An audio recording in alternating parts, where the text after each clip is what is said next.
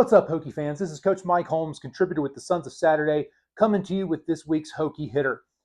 The Rutgers Scarlet Knights beat the Virginia Tech Hokies 26-23 this past weekend, and there was one play in particular drawn up and schemed up by Rutgers offensive coordinator Kirk Ciaroca, hope I'm pronouncing that right, where it was almost a quadruple option play, RPO-based attack that really put some stress on the Tech defense. I believe they completed 8 of 9 passes attempted off of this play. They were very successful. They gained over 100 yards specifically on just this one play. And it was really something that stressed the Virginia Tech defense. And I know a lot of Hokie fans, and I know Billy and Pat and Pete and Sam, they're all asking a bunch of questions about, hey, why did we get ourselves in this position? What exactly was happening? What exactly was going on? I delved into this play a little deeper, and there were many pieces of film that you could go back and look at. And I'll put some clips on the Sons of Saturday website that you guys can go back and look through into some more detail for what I'm talking about here. This play in particular really put some stress on the Hokies defense, especially when we were locked up in man coverage. They were able to exploit our pressure. We were playing a lot of man underneath with 2 high safeties, and it really put us into a little bit of a bind defensively, and they were able to consistently exploit that. Now, then I'll show you some variations of the play that they ran. It wasn't exactly the same play. They showed it in some different sets, some different formations, and that also caused the Hokies some stress and some strain. But let's look at one of the very first instances. So as you see here, Rutgers is lined up in kind of a twins set. So they're in 11 personnel, 1 back, 1 tight end. Okay, but that tight end is in a near slot with the X. You have your slot receiver and your flanker out wide to the right side. The Hokies are lined up in pretty much our base defense. You have a 2-5 techniques on the outside, a 1 technique in here, a 3 technique in the middle. Our star is kind of apexed out in between the X and the H. Our Mike backer is lined up in a 0-0 technique right over top of the center. Our Will is lined up over the outside. He's apexed. And when we say the term apex, that means he's kind of splitting the difference between the end man on the line of scrimmage and the man that he's responsible for, which in this case is this Z receiver. So that's our Will. In this case, it's Caleb Woodson, who for the most part did a really, really good job on Saturday. Corners are playing uptight press man. They're playing with 2 high safeties over top. Now, when this play, the reason why this play works is that Rutgers did a really good job of motioning us into the field position, the position on the field that they wanted. They knew that we were going to stay aggressive, and they knew that we didn't want to let the inside and the middle run kill us, or kill the Tech defense. And so they knew that we were going to sell out on that, and they exploited that with using motion in this RPO play. So let's take a look at what happens on this particular play. So first thing that's going to happen out of this formation is that the Z is going to go in orbit motion with a return. So what that means is he goes in orbit motion. He's going to go behind the running back and the quarterback, and then he's going to actually return back out at the snap of the ball, and he's going to kind of press up into the formation and kind of act as that go route right there. When he goes in this first orbit motion, it really sets the play up perfectly for him because our Mike and our Will have to pass off that responsibility. So when this Z goes in orbit motion, our Will bumps and our Mike bumps, and in anticipation of our star being able to pick up this if that orbit motion goes all the way back to the other side of the field.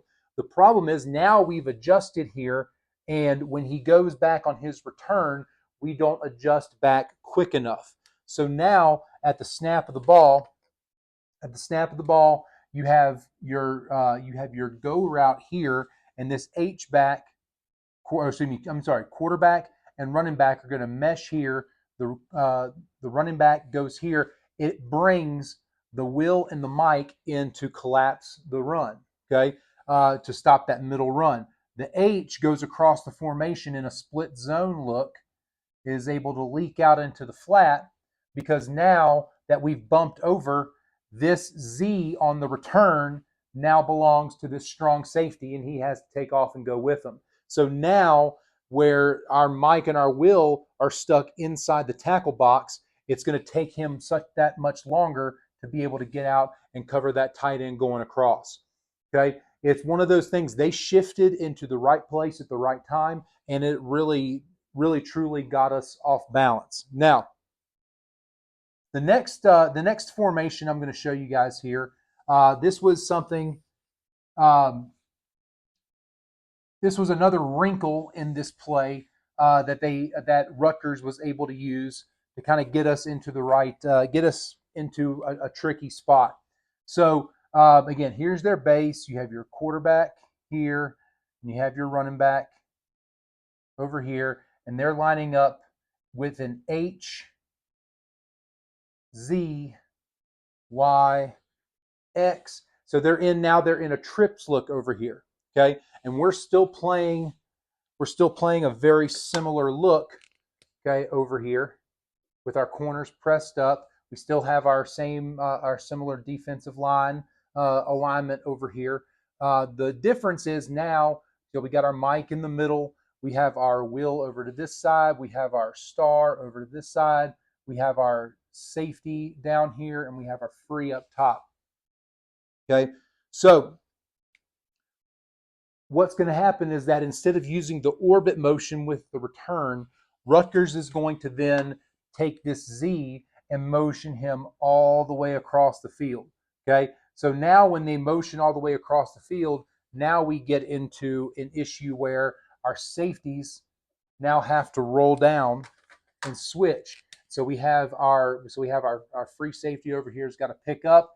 Our other safety drops back into the middle.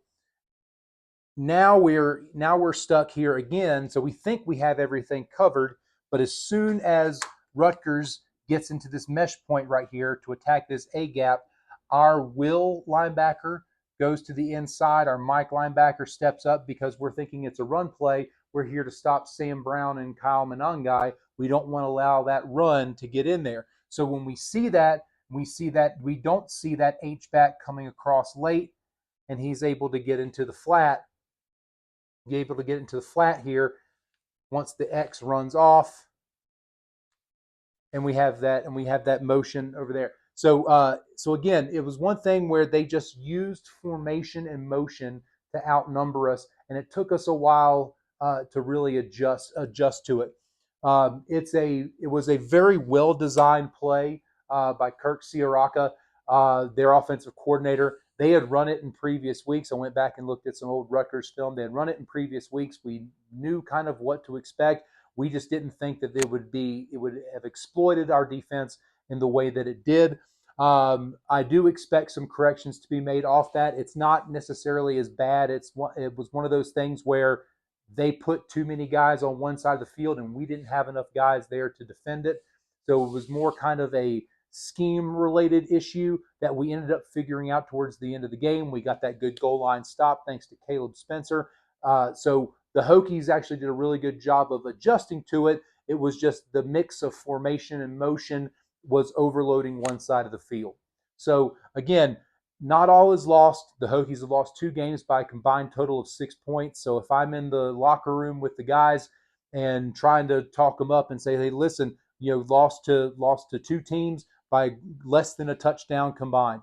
So we're going into Miami. We're going to have to play a perfect game. We're going to have to execute perfectly. We're going to have to not make any questionable calls, and we're going to have to play hard, play aggressive, play fast, and I think we'll have a chance to go get it done. So good luck to the Hokies this Friday as they take on the Hurricanes in Miami. Don't forget to follow the Sons of Saturday on all of the social media sites. Make sure to follow me at Hokie Hitter on Instagram, on X, on all the social medias. Also, check out my previous Hokie Hitter videos. Check out the 10-minute tailgate videos that I put out every week. The one for the Miami game this week is actually really good. Cuban sliders, they're delicious. But thank you again for watching. We'll see you next week. Go Hokies.